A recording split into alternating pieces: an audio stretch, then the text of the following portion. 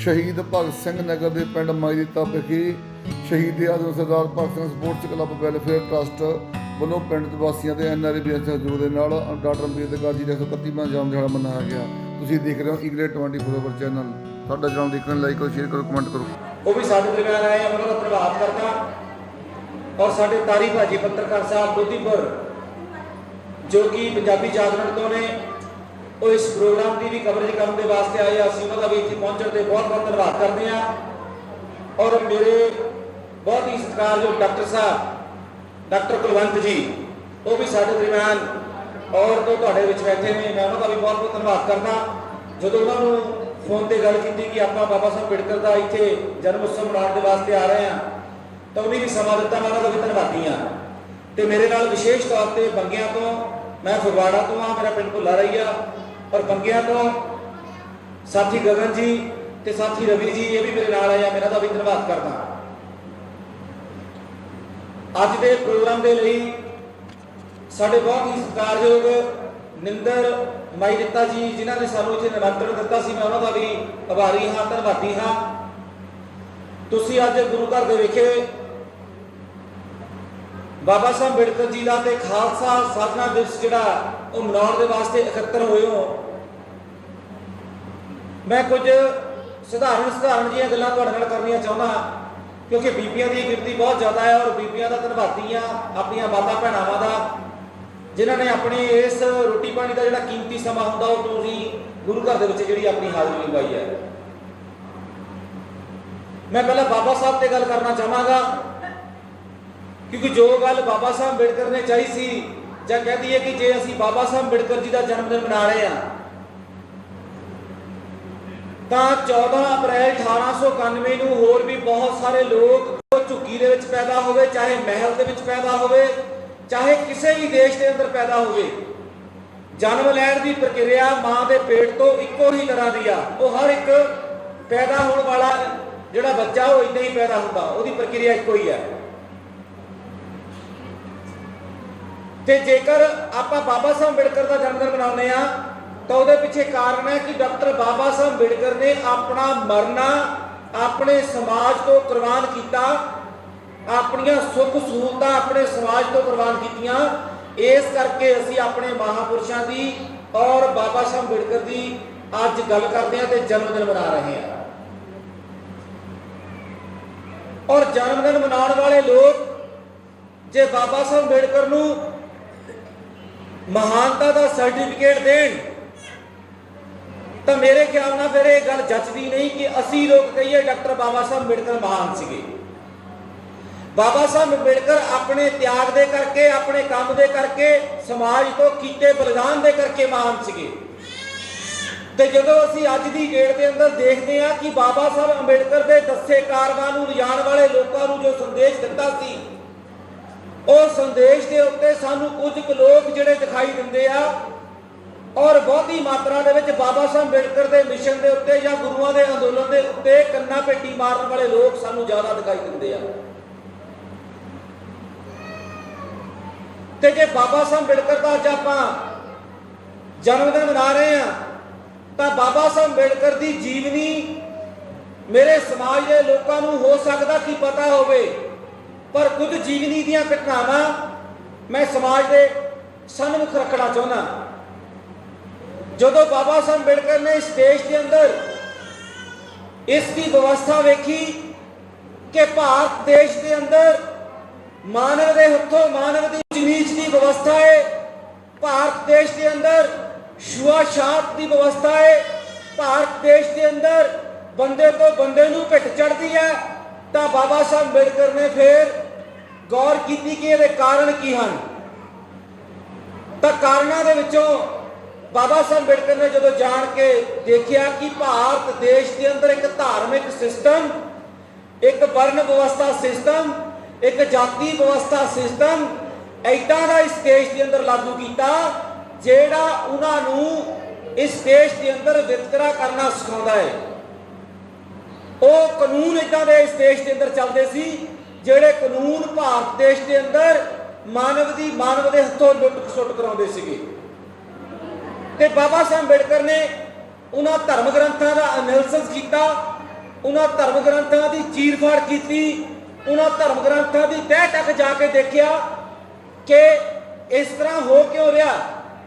ਤਾਂ ਫਿਰ ਬਾਬਾ ਸਾਹਿਬ ਅੰਬੇਡਕਰ ਨੇ ਆਪਣੇ ਸਮਾਜ ਨੂੰ ਅਗਾਂਹ ਲਿਜਾਣ ਦੇ ਵਾਸਤੇ ਉਹਨਾਂ ਨੇ ਉਪਰਾਲਾ ਕੀਤਾ, ਉਹਨਾਂ ਨੇ ਯਤਨ ਕੀਤੇ, ਉਹਨਾਂ ਨੇ ਕੁਰਬਾਨੀ ਕੀਤੀ, ਉਹਨਾਂ ਨੇ ਤਿਆਗ ਕੀਤਾ। ਮੋਟੀਆਂ-ਮੋਟੀਆਂ ਆਪਾਂ ਗੱਲਾਂ ਕਰਾਂਗੇ, ਜੇ ਜ਼ਿਆਦਾ ਡਿਟੇਲ 'ਚ ਗਏ ਸਮਾਂ ਬਹੁਤ ਲੱਗਣਾ। ਮੈਂ ਵੀ ਗਾਹਾਂ ਫਗਵਾੜੇ ਇੱਕ ਹਰਦਾਸਪੁਰ 'ਚ ਪ੍ਰੋਗਰਾਮ ਰੱਖਿਆ, ਉੱਥੇ ਜਾਣਾ। ਜਦੋਂ ਬਾਬਾ ਸਾਹਿਬ ਅੰਬੇਡਕਰ ਨੇ ਦੇਖਿਆ ਤਾਂ ਬਾਬਾ ਸਾਹਿਬ ਅੰਬੇਡਕਰ ਦਾ ਜਿਹੜਾ ਸਮਾਜ ਹੈ, ਜਾਂ ਬਾਬਾ ਸਾਹਿਬ ਅੰਬੇਡਕਰ ਦੇ ਮੁਤਾਬਕ ਜਿਹੜੇ ਇਸ ਦੇਸ਼ ਦੇ ਸ਼ਡਿਊਲਡ ਕਾਸਟ ਛੋਟੇ-ਛੋਟੇ ਧੰਦਿਆਂ ਦੇ ਵਿੱਚ ਆਪਣੀ ਉਪਜੀਵਕਾ, ਜਿਹਨੂੰ ਰੋਜੀ ਰੋਟੀ ਕਹਿੰਦੇ ਆ, ਪਾਲਣ ਦੇ ਲਈ ਲੱਗੇ ਹੋਏ ਸੀਗੇ।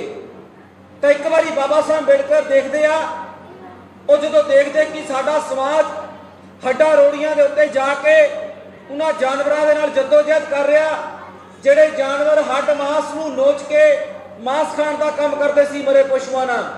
ਤਾਂ ਸਾਡੇ ਸਮਾਜ ਦੇ ਲੋਕ ਵੀ ਉਸ ਵੇਲੇ ਜਿਹੜੀਆਂ ਹੱਡਾਂ ਦੇ ਰੋੜੀਆਂ ਦੇ ਵਿੱਚੋਂ ਮਾਸ ਦੀਆਂ ਢੇਰੀਆਂ ਪਾਉਣ ਦਾ ਕੰਮ ਕਰਦੇ ਸੀ ਕਿ ਅਸੀਂ ਮਾਸ ਖਾਣਾ, ਸਾਡੀਆਂ ਆਪਣੀਆਂ ਢੇਰੀਆਂ ਕੱਢ ਲਈਏ। ਤਾਂ ਉਸ ਵੇਲੇ ਬਾਬਾ ਸਾਹਿਬ ਅੰਬੇਡਕਰ ਨੇ ਕਿਹਾ ਔਰ ਆਪਣੇ ਸਮਾਜ ਨੂੰ ਕਿਹਾ ਕਿ ਤੁਹਾਡੀ ਜਿਹੜੀ ਲੜਾਈ ਹੈ ਇਹ ਮਾਸ ਦੀ ਢੇਰੀਆਂ ਦੀ ਲੜਾਈ ਨਹੀਂ, ਤੁਹਾਡੀ ਲੜਾਈ ਇਸ ਦੇਸ਼ ਦੇ ਅੰਦਰ ਕੋਈ ਹੋਰ ਆਓ ਤੁਹਾਨੂੰ ਮੈਂ ਸਮਝਾਉਂਦਾ। ਬਾਬਾ ਸਾਹਿਬ ਅੰਬੇਡਕਰ ਨੇ ਫਿਰ ਆਪਣੇ ਸਮਾਜ ਨੂੰ ਸਮਝਾਉਣ ਦੀ ਗੱਲ ਕੀਤੀ। ਸਤਿਕਾਰਯੋਗ ਸਾਥੀਓ, ਬਾਬਾ ਸਾਹਿਬ ਅੰਬੇਡਕਰ ਨੇ ਆਪਣੇ ਜੀਵਨ ਦੇ ਅੰਦਰ ਜਿੱਦਾਂ ਗੁਰੂ ਸਾਹਿਬ ਨੇ ਆਪਣਾ ਸਰਬੰਸ ਕੁਰਬਾਨ ਕੀਤਾ, ਆਪਣਾ ਪਰਿਵਾਰ ਕੁਰਬਾਨ ਕੀਤਾ, ਇਤਿਹਾਸ ਦੇ ਅੰਦਰ ਜਿੱਦਾਂ ਸਾਡੇ ਸਮਾਜ ਦੇ ਰਹਿਬਰਾਂ ਨੇ ਬੰਦ-ਬੰਦ ਕਟਾ ਦਿੱਤੇ ਇਸ ਦੇਸ਼ ਦੇ ਅੰਦਰ ਧਰਮ ਪੈਦਾ ਕਰਨ ਦੇ ਵਾਸਤੇ, ਇਸ ਦੇਸ਼ ਦੇ ਅੰਦਰ ਲੋਕਾਂ ਦੀ ਗੱਲ ਨੂੰ ਸਿਰੇ ਚਾੜਨ ਵਾਸਤੇ, ਨੇਪਰੇ ਚਾੜਨ ਵਾਸਤੇ, ਲੋਕਾਂ ਦੀਆਂ ਸਹੂਲਤਾਂ ਦੇ ਵਾਸਤੇ ਕੁਰਬਾਨੀਆਂ ਕਰ ਦਿੱਤੀਆਂ। ਇਸੇ ਤਰ੍ਹਾਂ ਡਾਕਟਰ ਬਾਬਾ ਸਾਹਿਬ ਅੰਬੇਡਕਰ ਨੇ ਵੀ ਭਾਰਤ ਦੇਸ਼ ਦੇ ਅੰਦਰ ਬਹੁਤ ਵੱਡੀ ਕੁਰਬਾਨੀ ਕੀਤੀ। ਜਿੱਦਾਂ ਕਿ ਬਾਬਾ ਸਾਹਿਬ ਅੰਬੇਡਕਰ ਦਾ ਇੱਕ ਬੱਚਾ ਬਿਮਾਰ ਸੀਗਾ, ਤੁਸੀਂ ਜਲਦੀ ਘਰ ਵਾਪਸ ਆ ਜਾਓ, ਤੁਹਾਡਾ ਬੱਚਾ ਬਿਮਾਰ ਹੈ, ਜੇ ਤੁਸੀਂ ਆ ਕੇ ਦਵਾ ਨਾ ਲੈ ਕੇ ਦਿੱਤੀ ਤਾਂ ਕੋਈ ਸਮੱਸਿਆ ਖੜੀ ਹੋ ਸਕਦੀ ਹੈ। ਤਾਂ ਬਾਬਾ ਸਾਹਿਬ ਅੰਬੇਡਕਰ ਨੇ ਜਵਾਬ ਦਿੱਤਾ ਕਿ ਰਮਾ, ਜੇ ਇੱਕ ਬੱਚੇ ਦੇ ਵਾਸਤੇ ਮੈਂ ਦਵਾਈ ਲੈਣ ਦੇ ਵਾਸਤੇ ਘਰ ਵਾਪਸ ਆ ਗਿਆ ਤਾਂ ਮੇਰੇ ਕਰੋੜਾਂ ਲੋਕ ਜਿਹੜੇ ਆ, ਮੇਰੇ 7 ਕਰੋੜ ਜਿਹੜੇ ਅਛੂਤ ਬੱਚੇ ਆ, ਇਹ ਰੁੜ ਜਾਣਗੇ, ਇਹਨਾਂ ਦੀ ਕੋਈ ਬਾਂਹ ਫੜਨ ਵਾਲਾ ਨਹੀਂ। ਮੈਂ ਇੱਕ ਬੱਚੇ ਦੇ ਵਾਸਤੇ ਘਰ ਨਹੀਂ ਵਾਪਸ ਆ ਸਕਦਾ, ਤੂੰ ਆਪੇ ਹੀ ਇਹਦੀ ਦਵਾ ਦਾਰੂ ਦਾ ਪ੍ਰਬੰਧ ਕਰ। ਤਾਂ ਉਸ ਵੇਲੇ ਉਹ ਬੱਚਾ ਰਮਾਬਾਈ ਅੰਬੇਡਕਰ ਦੇ ਹੱਥਾਂ ਦੇ ਵਿੱਚ ਦਮ ਤੋੜ ਗਿਆ। ਔਰ ਇੱਕ ਘਟਨਾ ਬਾਬਾ ਸਾਹਿਬ ਅੰਬੇਡਕਰ ਦੇ ਅੱਖਾਂ ਦੇ ਸਾਹਮਣੇ ਵਾਪਰੀ। ਜਦੋਂ ਬਾਬਾ ਸਾਹਿਬ ਅੰਬੇਡਕਰ ਦਾ ਸੁੰਦਰ ਬੱਚਾ ਬਾਬਾ ਸਾਹਿਬ ਅੰਬੇਡਕਰ ਦੇ ਸਾਹਮਣੇ ਹੀ ਦਮ ਤੋੜ ਗਿਆ ਤਾਂ ਬਾਬਾ ਸਾਹਿਬ ਅੰਬੇਡਕਰ ਦੇ ਪੈਰੋਕਾਰਾਂ ਨੇ ਕਿਹਾ ਕਿ ਬਾਬਾ ਸਾਹਿਬ ਅੰਬੇਡਕਰ, ਬੱਚਾ ਦੁਨੀਆ ਤੋਂ ਚਲਾ ਗਿਆ, ਹੁਣ ਇਹਦੇ ਵਾਸਤੇ ਆਪਾਂ ਕੱਪੜ ਦਾ ਪ੍ਰਬੰਧ ਕਰੀਏ, ਕੁਝ ਪੈਸੇ ਦਿਓ। ਤੇ ਜਦੋਂ ਪੈਸਿਆਂ ਦੀ ਮੰਗ ਕੀਤੀ ਤਾਂ ਬਾਬਾ ਸਾਹਿਬ ਅੰਬੇਡਕਰ ਜਿਹੜੇ ਭਾਰ ਰਮਾ, ਕੋਈ ਘਰ ਦੇ ਵਿੱਚ ਪੈਸਾ ਹੈ ਤਾਂ ਦੇ। ਤਾਂ ਰਮਾਬਾਈ ਅੰਬੇਡਕਰ ਨੇ ਜਵਾਬ ਦਿੱਤਾ ਕਿ ਘਰ ਦੇ ਵਿੱਚ ਬਾਲਣ, ਪਾਥੀਆਂ ਤੇ ਤੁਹਾਡੀਆਂ ਕਿਤਾਬਾਂ ਤੋਂ ਸਿਵਾ ਘਰ ਦੇ ਵਿੱਚ ਕੁਝ ਨਹੀਂ ਹੈਗਾ ਬਾਬਾ ਸਾਹਿਬ ਅੰਬੇਡਕਰ। ਤਾਂ ਉਸ ਵੇਲੇ ਬਾਬਾ ਸਾਹਿਬ ਅੰਬੇਡਕਰ ਨੇ ਕਿਹਾ, ਚਲ ਠੀਕ ਹੈ, ਜੇ ਕੋਈ ਕੱਪੜਾ ਨਹੀਂ ਹੈ, ਜੇਕਰ ਕੋਈ ਪੈਸਾ ਨਹੀਂ ਹੈ ਤਾਂ ਕੋਈ ਕੱਪੜੇ ਦੀ ਟੱਲੀ ਦੇ ਦੇ, ਆਪਾਂ ਆਪਣੇ ਬੱਚੇ ਦੇ ਉੱਤੇ ਦੇ ਕੇ ਤਾਂ ਕਿ ਇਹਦਾ ਸੰਸਕਾਰ ਕਰ ਸਕੀਏ। ਤਾਂ ਘਰ ਦੇ ਵਿੱਚੋਂ ਕਿਸੇ ਸੰਦੂਕੜੀ ਦੇ ਵਿੱਚੋਂ, ਘਰ ਦੇ ਵਿੱਚੋਂ ਬਾਬਾ ਸਾਹਿਬ ਅੰਬੇਡਕਰ ਦੇ ਕੋਈ ਟੱਲੀ, ਕੋਈ ਕੱਪੜਾ ਬਾਬਾ ਸਾਹਿਬ ਅੰਬੇਡਕਰ ਦੇ ਘਰ ਚੋਂ ਨਹੀਂ ਨਿਕਲਿਆ। ਕੋਰਾ ਤਾਂ ਦੂਰ ਦੀ ਗੱਲ ਹੈ, ਕੋਈ ਪੁਰਾਣਾ ਕੱਪੜਾ ਵੀ ਬਾਬਾ ਸਾਹਿਬ ਅੰਬੇਡਕਰ ਦੇ ਘਰ ਦੇ ਵਿੱਚੋਂ ਨਹੀਂ ਨਿਕਲਿਆ, ਕੋਈ ਕੱਪੜਾ ਜਿਹੜਾ ਆਪਣੇ ਬੱਚੇ ਦੇ ਉੱਤੇ ਕੱਫਣ ਦੇ ਸਕਦੇ। ਤਾਂ ਉਸ ਵੇਲੇ ਸਾਡੀ ਉਸ ਮਾਂ ਨੇ ਜਿਹੜੀ ਬਾਬਾ ਸਾਹਿਬ ਅੰਬੇਡਕਰ ਦਾ ਬਹੁਤ ਹੀ ਮਨ ਦੇ ਉੱਤੋਂ ਸਾਥ ਦੇ ਰਹੇ ਸਨ ਔਰ ਪੂਰੀ ਲੜਾਈ ਬਾਬਾ ਸਾਹਿਬ ਅੰਬੇਡਕਰ ਦੇ ਨਾਲ ਲੜ ਕੇ ਸਾਥ ਦੇ ਰਹੇ ਸਨ, ਉਹਨੇ ਆਪਣੀ ਸਿਆ। ਤਾਂ ਉਸ ਵੇਲੇ ਸਾਡੀ ਮਾਤਾ ਨੇ ਸਾੜੀ ਦਾ ਪੱਲਾ ਪਾੜਿਆ ਤੇ ਸਾੜੀ ਦਾ ਪੱਲਾ, ਆ ਬੱਚਿਆਂ ਤੋਂ ਮੋਬਾਈਲ ਫੜਿਓ, ਆ ਫੜ ਲਓ, ਬੱਚੇ ਗੇਮ ਖੇਡਦੇ ਆ। ਔਰ ਜਦੋਂ ਸਾੜੀ ਦਾ ਪੱਲਾ ਪਾੜਿਆ ਤਾਂ ਸਾੜੀ ਦਾ ਪੱਲਾ ਪਾੜ ਕੇ ਬਾਬਾ ਸਾਹਿਬ ਅੰਬੇਡਕਰ ਨੂੰ ਦਿੱਤਾ ਤੇ ਆਪਣਾ ਬੱਚਾ ਉਹ ਲੋਥ ਬਾਬਾ ਸਾਹਿਬ ਅੰਬੇਡਕਰ ਨੇ ਉਸ ਸਾੜੀ ਦੇ ਪੱਲੇ ਦੇ ਵਿੱਚ ਜਾ ਕੇ ਦਫਨ ਕੀਤੀ। ਔਰ ਜਦੋਂ ਦਫਨ ਕੀਤੀ, ਜਦੋਂ ਅਸੀਂ ਅੱਜ ਦੇ ਡੇਟ ਦੇ ਅੰਦਰ ਅਸੀਂ ਆਪਣੀਆਂ ਮਾਵਾਂ ਨੂੰ, ਅਸੀਂ ਆਪਣੀਆਂ ਭੈਣਾਂ ਨੂੰ, ਅਸੀਂ ਆਪਣੇ ਸਮਾਜ ਦੀਆਂ ਔਰਤਾਂ ਨੂੰ ਵੇਖਦੇ ਹਾਂ ਤਾਂ ਜਿਸ ਬਾਬਾ ਸਾਹਿਬ ਅੰਬੇਡਕਰ ਸਾਹਿਬ ਨੇ ਆਪਣੇ ਸਮਾਜ ਦੀ ਔਰਤ ਨੂੰ ਅੱਜ 5 ਤੋਂ 10 ਹਜ਼ਾਰ ਦਾ ਸੂਟ ਪਾਉਣ ਦੇ ਲਈ ਕਾਬਲ ਕਰ ਦਿੱਤਾ, ਉਸ ਸਮਾਜ ਦੇ ਵਿੱਚ ਜੇ ਅੱਜ ਕੱਪੜਾ, ਲੀੜਾ, ਗਹਿਣਾ ਗੱਟਾ ਪਾਉਣ ਦਾ ਜਿਹੜਾ ਮੌਕਾ ਮਿਲਿਆ ਤੇ ਬਾਬਾ ਸਾਹਿਬ ਅੰਬੇਡਕਰ ਦੀ ਬਦੌਲਤ ਮਿਲਿਆ, ਪਰ ਬਾਬਾ ਸਾਹਿਬ ਅੰਬੇਡਕਰ ਦੇ ਉਸ ਵੇਲੇ ਬੱਚਿਆਂ ਨੂੰ ਕੱਫਣ ਤੱਕ ਵੀ ਨਸੀਬ ਨਹੀਂ ਹੋਇਆ। ਤੇ ਅਸੀਂ ਦੂਸਰੇ ਮਹਾਪੁਰਸ਼ਾਂ ਦੀਆਂ ਗੱਲਾਂ ਜਿਹੜੀਆਂ ਇਤਿਹਾਸ ਦੇ ਅੰਦਰ ਸਾਨੂੰ ਸਾਡੇ ਪੁਰਖੇ ਬਣਾ ਦਿੱਤੇ ਗਏ, ਉਹਨਾਂ ਨਾਲ ਸਾਡੀਆਂ ਦੀਵਾਰਾਂ ਕੰਧਾਂ ਭਰੀਆਂ ਪਈਆਂ। ਸਾਨੂੰ ਆਪਣੇ ਪੁਰਖਿਆਂ ਦਾ ਇਤਿਹਾਸ ਨਹੀਂ ਪਤਾ ਕਿ ਸਾਡੇ ਪੁਰਖਿਆਂ ਨੇ ਸਾਡੇ ਵਾਸਤੇ ਕੀ ਕੀਤਾ ਹੈ। ਔਰ ਅੱਜ ਦੀ ਡੇਟ ਦੇ ਅੰਦਰ ਵੀ ਜੇਕਰ ਤੁਹਾਡੇ ਗਲੀ ਮੁਹੱਲੇ 'ਚ ਕੋਈ ਸੱਪ ਸਪੋਲੀਆ ਆਉਂਦਾ, ਕੋਈ ਬੱਚਾ ਮਾਰਦਾ, ਤਾਂ ਫਟਾਫਟ ਉਹਨੂੰ ਬੱਚਾ ਜਦੋਂ ਚੱਕ ਕੇ ਲੈ ਕੇ ਜਾਣ ਲੱਗਦਾ ਤਾਂ ਪਿੱਛੋਂ ਮੇਰੀ ਬੀਬੀ ਭੈਣ ਆਵਾਜ਼ ਦਿੰਦੀ, 1 ਮਿੰਟ ਰੁਕ ਜਾ, ਮੈਂ ਘਰੋਂ ਇੱਕ ਕੱਪੜਾ ਲੈ ਕੇ ਆਉਂਦੀ, ਟੱਲੀ ਲੈ ਕੇ ਆਉਂਦੀ ਆ। ਔਰ ਸੱਪ ਦੇ ਸਪੋਲੀਆਂ ਨੂੰ ਕਫਨ ਦੇਣ ਦੇ ਲਾਇਕ ਹੋਣ ਵਾਲੇ ਲੋਕੋ, ਤੁਹਾਡੇ ਰਹਿਬਰਾਂ ਦੇ ਬੱਚੇ ਇਸ ਦੁਨੀਆ ਦੇ ਉੱਤੋਂ ਕਫਨਾਂ ਤੋਂ ਬਿਨਾਂ ਚਲੇ ਗਏ। ਔਰ ਤੁਹਾਡੇ ਰਹਿਬਰਾਂ ਨੂੰ ਤੁਹਾਡੇ ਕਰਕੇ ਮਿੱਠੂ ਤੱਕ ਬਾਬਾ ਸਾਹਿਬ ਅੰਬੇਡਕਰ ਨੂੰ ਕਿਹਾ।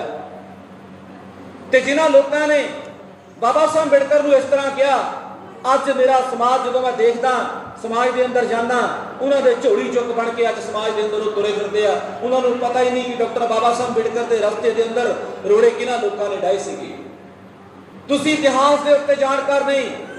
ਜੇ ਇਤਿਹਾਸ ਤੋਂ ਜਾਣਕਾਰ ਹੁੰਦੇ ਤਾਂ ਦੋਸਤ ਤੇ ਦੁਸ਼ਮਣ ਦੀ ਪਹਿਚਾਣ ਕਰਦੇ। ਜੇ ਇਤਿਹਾਸ ਤੋਂ ਵਾਕਿਫ ਹੁੰਦੇ ਤਾਂ ਬਾਬਾ ਸਾਹਿਬ ਅੰਬੇਡਕਰ ਵੀ ਕਹਿੰਦੇ, ਜਿਹੜੀਆਂ ਕੌਮਾਂ ਆਪਣਾ ਇਤਿਹਾਸ ਨਹੀਂ ਜਾਣਦੀਆਂ, ਉਹ ਵਰਤਮਾਨ ਦੇ ਵਿੱਚ, ਭਵਿੱਖ ਦੇ ਵਿੱਚ ਆਪਣਾ ਕੋਈ ਸਵਾਰ ਨਹੀਂ ਸਕਦੀਆਂ, ਆਪਣਾ ਕੋਈ ਭਲਾ ਨਹੀਂ ਕਰ ਸਕਦੀਆਂ। ਪਰ ਸਾਨੂੰ ਜਿੱਦਾਂ ਦਾ ਵੀ ਦੁਸ਼ਮਣ ਨੇ ਪਰੋਸ ਕੇ ਦਿੱਤਾ, ਉਦਾਂ ਦਾ ਅਸੀਂ ਲੈ ਲਿਆ, ਉਦਾਂ ਦਾ ਅਸੀਂ ਸੁਣ ਲਿਆ, ਉਦਾਂ ਦਾ ਅਸੀਂ ਪੜ੍ਹ ਲਿਆ, ਉਦਾਂ ਦੇ ਅਸੀਂ ਬਣ ਗਏ। ਅਸੀਂ ਆਪਣੇ ਪੁਰਖਿਆਂ ਦੀ ਗੱਲਬਾਤ ਇਹ ਨਹੀਂ ਸਮਝੀ। ਤੁਸੀਂ ਸਤਿਗੁਰੂ ਰਵਿਦਾਸ ਮਹਾਰਾਜ ਜੀ ਦਾ ਜਨਮ ਦਿਨ ਜੇ ਜ਼ਿਆਦਾ ਨਾ ਕਹਾਂ ਤਾਂ 40 ਤੋਂ 50 ਸਾਲ ਹੋ ਗਏ ਤੁਹਾਨੂੰ ਗੁਰੂ ਰਵਿਦਾਸ ਜੀ ਦਾ ਜਨਮ ਦਿਨ ਮਨਾਉਂਦੇ ਹਨ। ਅਸੀਂ ਹਰ ਵਾਰ ਢੋਲਕੀਆਂ ਛਾਣੇ ਕੁੱਟਦੇ ਹਾਂ, ਪ੍ਰਭਾਤ ਫੇਰੀਆਂ ਕੱਢਦੇ ਹਾਂ। ਕੋਈ ਨਗਰ ਇਦਾਂ ਦਾ ਨਹੀਂ ਹੋਊਗਾ ਜਿਹੜਾ ਲੱਖ ਰੁਪਏ ਤੋਂ ਘੱਟ ਕੋਈ ਪੈਸਾ ਲਾਉਂਦਾ ਹੋਊਗਾ। ਹਰ ਨਗਰ ਦੇ ਉੱਤੇ ਲੱਖ ਤੋਂ 2 ਲੱਖ ਰੁਪਈਆ ਸਾਡਾ ਸਮਾਜ ਗੁਰੂ ਰਵਿਦਾਸ ਮਹਾਰਾਜ ਜੀ ਦੇ ਜਨਮ ਦਿਨ ਤੇ ਲਾਉਂਦਾ ਹੀ ਲਾਉਂਦਾ ਆ। ਔਰ ਬਾਲਮੀਕ ਜਾਤੀ ਦੇ ਲੋਕ, ਭਗਵਾਨ ਬਾਲਮੀਕ ਮਹਾਰਾਜ ਜੀ ਦੇ ਹੱਥ ਦੇ ਵਿੱਚ ਕਲਮ ਹੈ, ਤੇ ਜਦੋਂ ਬਾਬਾ ਸਾਹਿਬ ਅੰਬੇਡਕਰ ਤੋਂ ਬਾਅਦ ਜੇ ਉਹ ਵੀ ਜੇ ਭਗਵਾਨ ਬਾਲਮੀਕੀ ਦਾ ਜਨਮ ਦਿਨ ਮਨਾਉਂਦੇ ਆ, ਪ੍ਰਕਾਸ਼ ਪੁਰਬ ਮਨਾਉਂਦੇ ਆ, ਤਾਂ ਉਹ ਵੀ ਲੱਖਾਂ ਰੁਪਏ ਖਰਚ ਕਰਦੇ ਆ। ਤੇ ਜੇ ਗੁਰੂ ਸਾਹਿਬਾਨ ਦੇ ਪ੍ਰਕਾਸ਼ ਪੁਰਬਾਂ ਦੀ ਗੱਲ ਕਰਾਂ ਤਾਂ ਉਹਨਾਂ ਦੇ ਪ੍ਰਕਾਸ਼ ਪੁਰਬਾਂ ਦੇ ਉੱਤੇ ਵੀ ਲੱਖਾਂ ਰੁਪਏ ਤੁਹਾਡਾ ਸਮਾਜ ਜਿਹੜਾ ਉਹ ਲਾਉਂਦਾ। ਪਰ ਜਿਹੜੀ ਉਹਨਾਂ ਦੀ ਗੱਲ ਕਹੀ ਹੋਈ ਆ, ਜਿਹੜੀ ਉਹਨਾਂ ਨੇ ਕਿਹਾ ਸੀ ਕਿ ਮੇਰੇ ਸਮਾਜ ਦੇ ਅੰਦਰ ਸਮਤਾ, ਸਮਾਨਤਾ, ਭਾਈਚਾਰਾ, ਨਿਆਂ ਉਹ ਮਿਲਣਾ ਚਾਹੀਦਾ, ਨਾ ਤੁਹਾਡੇ ਅੰਦਰ ਸਮਤਾ ਵਾਸੀ ਨਾ ਸਾਰਵਤ ਕਰਦੇ ਰਹਿੰਦੇ ਆ। ਕਿਉਂਕਿ ਇਹ ਕਵਰੇਜ ਵੀ ਕਰਦੇ, ਮੀਡੀਆ ਤੋਂ ਜਾ ਕੇ ਬਾਰ-ਬਾਰ ਲੋਕਾਂ ਦੇ ਅੰਦਰ ਕਵਰੇਜ ਕਰਦੇ ਆ। ਇਹਨਾਂ ਨੇ ਇੱਕ ਦਿਨ ਗੱਲ ਕੀਤੀ, ਕਹਿੰਦੇ ਭਾਜੀ ਬਈ ਗੁਰੂ ਰਵਿਦਾਸ ਦੀ ਗੱਲ ਆਪਾਂ ਬਾਰ-ਬਾਰ ਕਰਦੇ, ਕਹਿੰਦੇ ਕਿ ਐਸਾ ਚਾਹੂੰ ਰਾਜ ਮੈਂ ਜਹਾਂ ਮਿਲੇ ਸਭਨ ਕੋ ਅੰਨ ਛੋਟ ਬੜੇ ਸਭ ਸੁਨ ਬਸੇ ਰਵਿਦਾਸ ਰਹੇ ਪ੍ਰਸੰਨ। ਇਹ ਕਦੋਂ ਪੂਰੀ ਹੋਊਗੀ? ਤੇ ਮੈਂ ਉਹ ਗੁਰੂ ਰਵਿਦਾਸ ਜੀ ਦਾ ਇਹਨਾਂ ਨੂੰ ਸ਼ਬਦ ਮੋੜ ਕੇ ਸੁਣਾਇਆ ਵੇ ਗੁਰੂ ਰਵਿਦਾਸ ਜੀ ਵੀ ਆਪਣੀ ਬਾਣੀ 'ਚ ਕਹਿੰਦੇ ਆ, ਉਹ ਕਹਿੰਦੇ ਕੂਪ ਭਰਿਓ ਜੈਸੇ ਦਾਦਰਾ, ਕੂਪ ਭਰਿਓ ਜੈਸੇ ਦਾਦਰਾ, ਕੁਛ ਦੇਸ਼ ਵਿਦੇਸ਼ ਨਾ ਬੂਝ। ਗੁਰੂ ਰਵਿਦਾਸ ਜੀ ਕਹਿੰਦੇ ਜਿੱਦਾਂ ਖੂਹ ਜਿਹੜਾ ਡੱਡੂਆਂ ਨਾਲ ਭਰਿਆ ਪਿਆ, ਡੱਡੂ ਨੂੰ ਖੂਹ ਹੀ ਆਪਣੀ ਜ਼ਿੰਦਗੀ ਲੱਗਦੀ ਹੈ। ਔਰ ਜੇ ਖੂਹ ਹੀ ਆਪਣੀ ਜ਼ਿੰਦਗੀ ਲੱਗਦੀ ਤਾਂ ਉਹਨੂੰ ਫਿਰ ਆਸੇ-ਪਾਸੇ ਦੀ ਕੋਈ ਸੂਝ ਨਹੀਂ, ਕੋਈ ਬੂਝ ਨਹੀਂ, ਉਹਨੂੰ ਪਹਿਚਾਣ ਨਹੀਂ। ਔਰ ਪਹਿਚਾਣ ਕੀ ਕਰਨਾ? ਪਹਿਚਾਣ ਇਹ ਕਰਨੀ ਆ, ਜੇ ਡਾਕਟਰ ਅੰਬੇਡਕਰ ਸਾਹਿਬ ਨੇ ਸਰਲ ਤੇ ਸੌਖੇ 3 ਤੁਹਾਨੂੰ ਮੂਲ ਮੰਤਰ ਦਿੱਤੇ। ਉਹ ਕਹਿੰਦੇ ਮੇਰੀ ਲੜਾਈ ਇਸ ਦੇਸ਼ ਦੇ ਅੰਦਰ ਤੁਹਾਡੇ ਸੁੱਖਾਂ ਦੀ ਹੈ, ਮੇਰੀ ਲੜਾਈ ਤੁਹਾਡੇ ਲਈ ਇਸ ਦੇਸ਼ ਦੇ ਅੰਦਰ ਹਿੱਸੇਦਾਰੀ ਦੀ ਹੈ।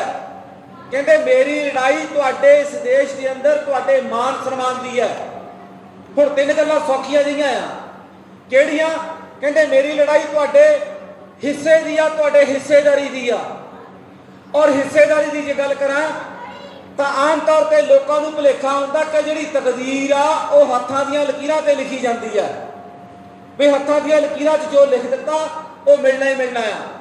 ਪਰ ਹੱਥਾਂ ਦੀਆਂ ਲਕੀਰਾਂ ਤੁਹਾਡੇ ਬਾਬਿਆਂ ਤੇ ਤੁਹਾਡੇ ਪੜਦਾਦਿਆਂ ਦੀਆਂ ਵੀ ਸੀ, ਪਰ ਹੱਥਾਂ ਦੀਆਂ ਲਕੀਰਾਂ ਨੇ ਤੁਹਾਡੇ ਬਾਬਿਆਂ ਦੇ, ਤੁਹਾਡੇ ਪੜਦਾਦਿਆਂ ਦੇ ਹਿੱਸੇ ਇਸ ਦੇਸ਼ ਦੇ ਅੰਦਰ ਨਾ ਪੜ੍ਹਾਈ ਹੋਣ ਦਿੱਤੀ, ਨਾ ਨੌਕਰੀ ਹੋਣ ਦਿੱਤੀ, ਨਾ ਵਪਾਰ ਹੋਣ ਦਿੱਤਾ, ਨਾ ਮਾੜਾ ਮੋਟਾ ਘਰ-ਬਾਰ ਹੋਣ ਦਿੱਤਾ। ਕਿਉਂਕਿ ਉਸ ਵੇਲੇ ਹੱਥਾਂ ਦੀਆਂ ਲਕੀਰਾਂ ਨੂੰ ਮਿਟਾਉਣ ਵਾਲੇ ਇਸ ਦੇਸ਼ ਦੇ ਅੰਦਰ ਮਨੂ ਸਮ੍ਰਿਤੀ ਦੇ ਰਾਖੇ ਉਹ ਬ੍ਰਾਹਮਣ ਤਾਂ ਵੀ ਪਾਰਲੀਮੈਂਟ ਦੇ ਵਿਧਾਨ ਸਭਾਵਾਂ ਚੱਲ ਨਹੀਂ ਸਕਦੀਆਂ ਜੇ ਕਿਤੇ ਜਿਗਰਾ ਕਰਨ ਤਾੜੀਆਂ ਮਾਰਨ ਦਾ।